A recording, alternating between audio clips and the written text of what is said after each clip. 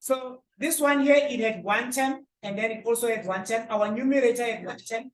Our denominator also had one term. Yeah? Now, if we compare it with this one, here's something special here. On our numerator, we don't have one term anymore, but we have two terms. Can you see that? So you have two terms on the denominator. You have x plus cos x. Okay? And then if you look at your denominator also your denominator has how many terms? Two terms. So he approached this one that we're going to use. It works whether you have one, you have more than one term on the numerator, or you have more than one term on the denominator.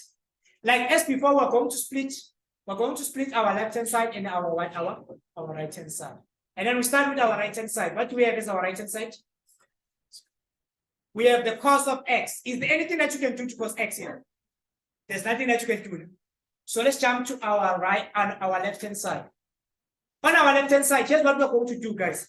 As long as we have more than one term here, we advise learners to come and change the following division line. So this is a division line.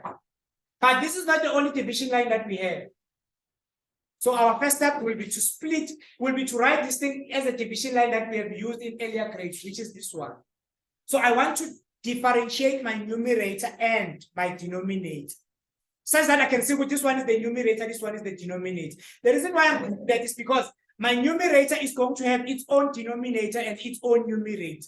So I don't want to find myself in a situation whereby I have something like this, whereby I have sine theta all over sine theta all over the cos of theta. So I'm avoiding this situation here. I want to see which this one is the numerator, this one is the denominator. Okay, so how would I do that then? I'm going to write sine x cos x. So that's the first thing that I'm going to write. So I will have sine x plus cos x. Now, if it's not so visible to you to say this is the numerator, I will put it inside the bracket here. Then I'm going to change this division line. Instead of writing it this way, I'm going to write it this way. Have you seen this division line? Right? Yeah. So this and this are exactly the same. Then I will write here. I will then write my my denominator. On my denominator, I have 1 plus the 10 of x, close bracket. Now let's check my numerator. Is there anything that I can do on my numerator to make it a little bit simpler? We have sine x cos x again. Sine x cos x it's 1 again. Sine x plus cos x is 1 again. Yes, again. They are saying what we have sine squared of x plus the cos squared of x. This is going to be equal to what? To 1. But sine x plus cos x is not equal to 1. In this we have the square. All right, so we move on then. There's nothing that we can do here. So we're going to have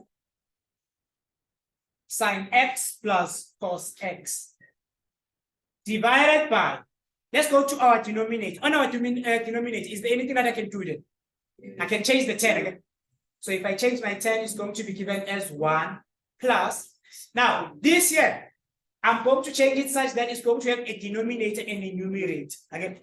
So what am I going to have on my numerator? Sine x all over cos x. Close my bracket. Then, since I can't do anything on the numerator, I'm going to go straight to the denominator.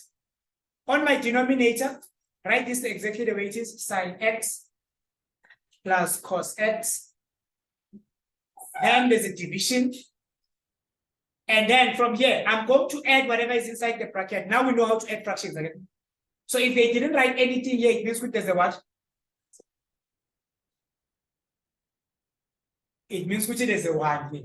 So we're going to take an LCD here. What is going to be our lowest common denominator?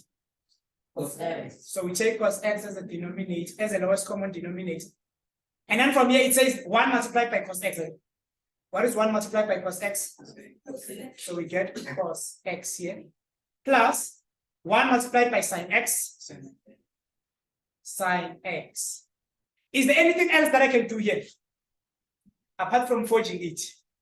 It's tempting again, guys. It's tempting again. No. But it's not allowed again. Why is it not allowed? There's still a plus in between. So because there's a plus in between, we can't do that. So what is it that we're going to do? So there's nothing else that we can do from here. What we can do then is to change a division into a multiplication. We've learned that skill in earlier grades to say we can change a division into a multiplication. What happens when we change a division into a multiplication? is that whatever is on the numerator goes to the denominator. Whatever is on the denominator goes to the numerator, just like this. So what we're going to have now is this. We're going to have open bracket, the sine of x plus the cos of x, close bracket, multiplied by. So what am I going to have on my numerator now? I've changed the division line. So I'm going to have here what? Cos x all over sine x plus cos x. Then this is all over 1, guys. So there's a multiplication here. We're multiplying this bracket with this bracket, even if there's a plus. Now look at what am I going to say here. I am going to say this whole bracket here is going to divide this whole bracket here. The bracket can cancel each other out, not sine cancel sine, divide sine, cos divide cos, but this whole bracket is going to divide this whole bracket. If I do that, what am I going to be left with here? Cos x. Now let's come and check here. If we compare it with our right hand side, are they equal? So it means which we will say, therefore, our left hand side is going to be equal to what? To our right hand side. So we're going to do number 9. No, let's do number 6 as a class right now.